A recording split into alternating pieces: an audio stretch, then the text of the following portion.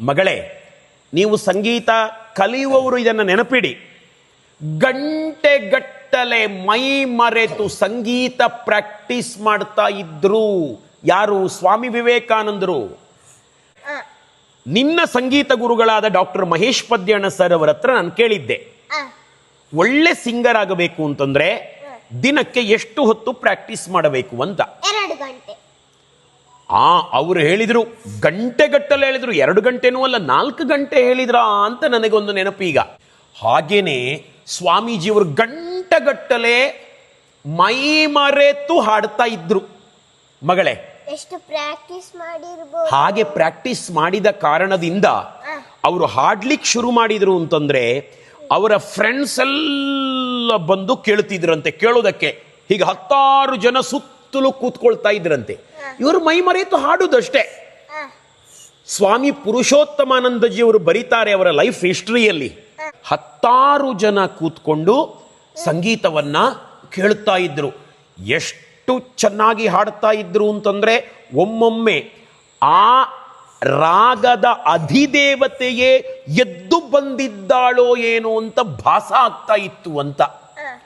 ಆ ಸಂಗೀತವೇ ಅವರಿಗೆ ಭಗವಂತನನ್ನ ತೋರಿಸಿಕೊಟ್ಟಿತು ಅಂತ ಬರೀತಾರೆ ಪುರುಷೋತ್ತಮಾನಂದಜಿಯವರು. ಸ್ವಾಮೀಜಿಯವರು ಎಷ್ಟೆಲ್ಲ ಸಂಗೀತ ಕಲ್ತಿದ್ರು ಅಂತಂದ್ರೆ, ವೇಣಿ ವಸ್ತಾದ ಗುರು ಅಹಮದ್ ಖಾನ್ ರಿಂದ ಶಾಸ್ತ್ರೀಯ ಸಂಗೀತವನ್ನ ಕಲ್ತಿದ್ರು ಅವರು.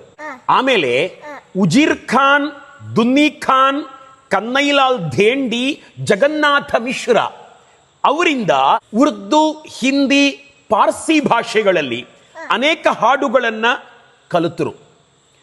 ಸ್ವಾಮೀಜಿಯವರು ಗಂಟೆಗಟ್ಟಲೆ ಮೈ ಮರೆತು ಹಾಡ್ತಾ ಇದ್ರು. ಮಗಳೇ, ಎಷ್ಟು ಪ್ರಾಕ್ಟೀಸ್ ಮಾಡಿರಬಹುದು. ಹಾಗೆ ಪ್ರಾಕ್ಟೀಸ್ ಮಾಡಿದ ಕಾರಣದಿಂದ ಅವರು ಹಾಡ್ಲಿಕ್ಕೆ ಶುರು ಮಾಡಿದ್ರು ಅಂತಂದ್ರೆ ಅವರ ಫ್ರೆಂಡ್ಸ್ ಎಲ್ಲ ಬಂದು ಕೇಳ್ತಿದ್ರಂತೆ. ಕೇಳೋದಕ್ಕೆ ಹೀಗೆ 10 ಜನ ಸುತ್ತಲೂ ಕೂತ್ಕೊಳ್ತಾ ಇದ್ರಂತೆ. ಇವರು ಮೈ ಮರೆತು ಹಾಡುದಷ್ಟೇ. ಆಕ್ಚುಲಿ ಸ್ವಾಮೀಜಿಯವರಿಗೆ ಶ್ರೀರಾಮಕೃಷ್ಣರು ಏನಾಗಬೇಕು? ಗುರುಗಳು. ಆ ಗುರುಗಳನ್ನ ಫಸ್ಟ್ ಟೈಮ್ ಮೀಟ್ ಆದದ್ದು ಹೇಗೆ ಗೊತ್ತಾ? ಸ್ವಾಮೀಜಿಯವರು ಶ್ರೀ ಶಾರದಾ ದೇವಿಯಿಂದ ಅಲ್ಲ, ಒಂದು ಮನೆಗೆ ರಾಮಕೃಷ್ಣ ಪರಮಹಂಸರು ಬಂದ್ರು ಬೈಠಕ್ ಮಾಡ್ಲಿಕ್ಕೆ ಅಂತ, ಮಾತಾಡ್ಲಿಕ್ಕೆ ಅಂತ. ಒಂದು 10 ಜನ ಇದ್ದದ್ದಲ್ಲಿ 1000 ಗಟ್ಟಲೆ ಜನರ ಮುಂದೆ ಯಾವತ್ತೂ ಅವರ ಜೀವನದಲ್ಲಿ ಭಾಷಣ ಮಾಡಿದವರಲ್ಲ ಶ್ರೀರಾಮಕೃಷ್ಣ ಪರಮಹಂಸರು. ತುಂಬಾ ತಮಾಷೆ ನೋಡು ಮಗಳೇ. ಸ್ವಾಮೀಜಿ ಅವರು ಅಲ್ಲಿಗೆ ಬರ್ತಾರೆ. ಮಗಳೇ, ಸ್ವಾಮೀಜಿಯವರು ಇದಾರಲ್ಲ, ಅವರು 1000 ಗಟ್ಟಲೆ ಜನರ ಮುಂದೆ ಸಿಂಹದಂತೆ ಗರ್ಜಿಸಿ ಭಾಷಣ ಮಾಡಿದವರು. ಭಾಷಣದಿಂದಲೇ ಅವರು ವರ್ಲ್ಡ್ ಫೇಮಸ್ ಆದವರು.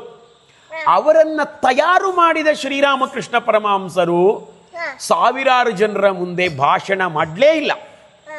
ಒಂದು 10 ಜನ ಇದ್ದಿರ್ಬೋದೋ ಏನೋ, ಅಷ್ಟು ಜನರ ಮುಂದೆ ಬೈಠಕ್ ಮಾಡಲಿಕ್ಕೆ ಅಂತ ಹೇಳಿ ಶ್ರೀರಾಮಕೃಷ್ಣರು ಬಂದಿರುವಾಗ ಅವರು ಬಂದ ಕಾರ್ಯಕ್ರಮವನ್ನ ಪ್ರಾರಂಭ ಮಾಡಲಿಕ್ಕೆ ಒಂದು ಪ್ರೇಯರ್ ಮಾಡಬೇಕು ಅಂತ, ಪ್ರೇಯರ್ ಹಾಡಬೇಕು ಅಂತ. ಪ್ರಾರ್ಥನಾ ಗೀತೆ ಹಾಡೋದಿಲ್ವಾ? ಒಂದು ಯಾವುದೇ ಒಂದು ಪ್ರೋಗ್ರಾಮಿಗೆ, ಮೊನ್ನೆ ಕಾರ್ಗಿಲ್ ಡೇಗೆ ಪ್ರಾರ್ಥನಾ ಗೀತೆ ಇತ್ತಾ ನಿಮ್ಮ ಶಾಲೆಯಲ್ಲಿ? ಯಾರು ಹಾಡಾಡಿದ್ದು? ಏನ್ ಹಾಡಾಡಿದ್ದು? ಯಾವ ಹಾಡಾಡಿದ್ದು? ಆರ್ಮಿಸಿನವರದ್ದು ಹಾಡಾಡಿದ್ಯಾ? ಗುರುಪೂರ್ಣಿಮೆ ದಿವಸ ಪ್ರೋಗ್ರಾಮ್ ಮಾಡಿದ್ರಲ್ಲ, ಅದಕ್ಕೊಂದು ಪ್ರಾರ್ಥನೆ ಇತ್ತಾ?